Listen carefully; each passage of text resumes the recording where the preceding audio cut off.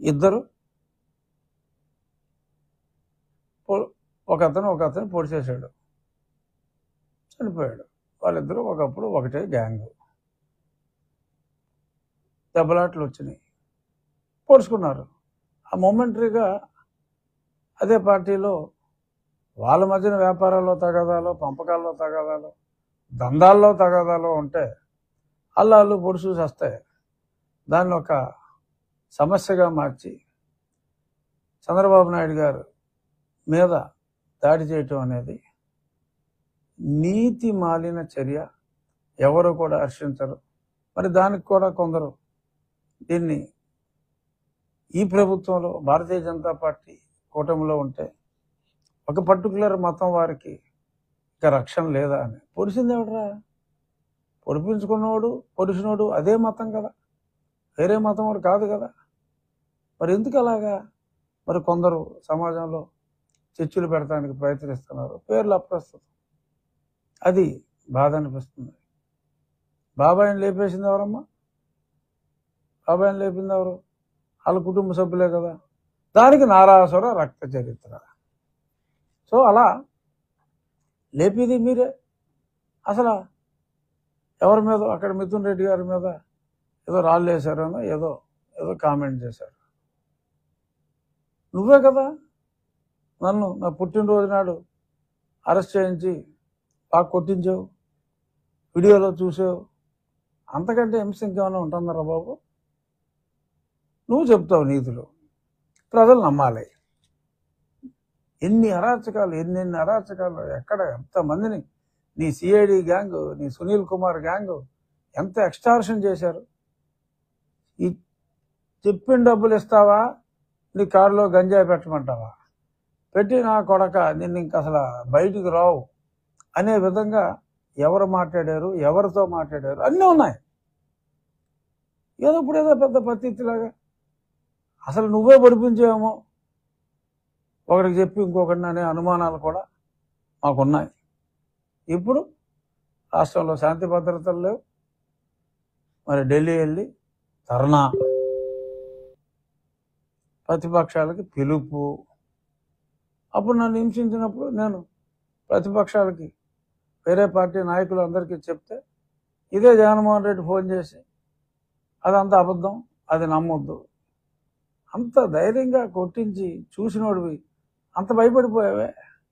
దాని గురించి నలుగురు ప్రశ్నించేటప్పటికి, 4 ట్వీట్లు పెట్టేటప్పటికి అడిలిపోయావే.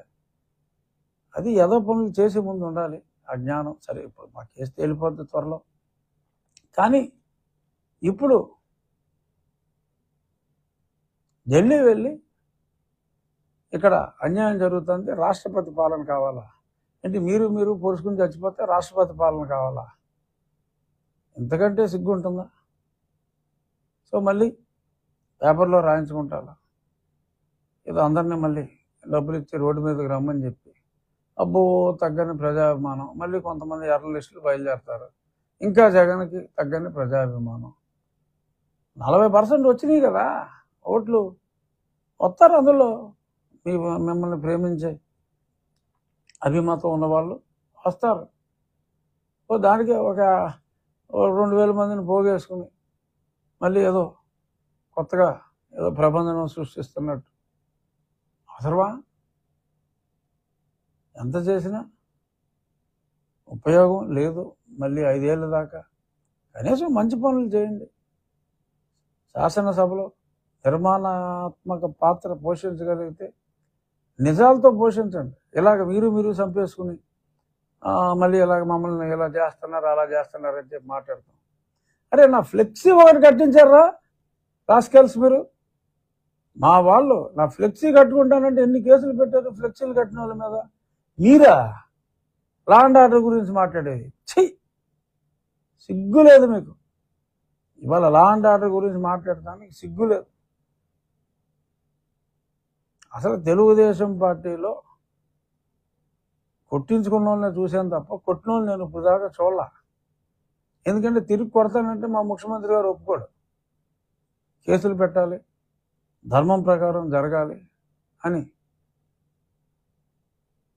మనసులో కష్టంగా ఉన్న నాయకుడి మాట జబదాటిన వ్యక్తులుగా ఎంతో సంయమనం పాటిస్తూ మా పార్టీ వాళ్ళు ఎవరో ఎటువంటి గొడవలుగా ముందు రాకపోతే మీరు కొట్టేసుకుని ఒకడికి టీడీపీ కలర్ వేసేసి కొట్టినోడికి టీడీపీ కలరు, కొట్టించుకున్నోడికి వైసీపీ కలర్ వేసి మరి ఈ రకంగా మీరు అక్కడికి వెళ్ళి ఇలా మాట్లాడటం, అదే అసెంబ్లీ లేకపోతే మరి నేను అలాగా సెలవులు పెట్టి వచ్చి కాదు కాబట్టి నేను అక్కడికి వచ్చి మీరు అన్ని అబద్ధాలు చెప్తున్నారని అందరికీ చెప్పుకునేవాడిని. ఇప్పటికైనా మా పార్టీ 16 మంది ఎంపీలు ఉన్నారు, ఇబ్బంది ఏమీ లేదు. మా వాళ్ళు కూడా మీరు చేసి అన్ని ఏదో పనులని ఈ విషయంలో అప్పట్లో అలా బాబాయిని కూడా ఇల్లు లేపి ఇలా చెప్పారు, వీళ్ళ మాటలు నమ్మొద్దు అని కూడా అట్లీస్ట్ నేనైతే రాయవలసిన వాళ్ళకి నాకు లేఖలు రాసే అలవాటు ఉంది కాబట్టి నా లేఖలు నేను రాస్తా.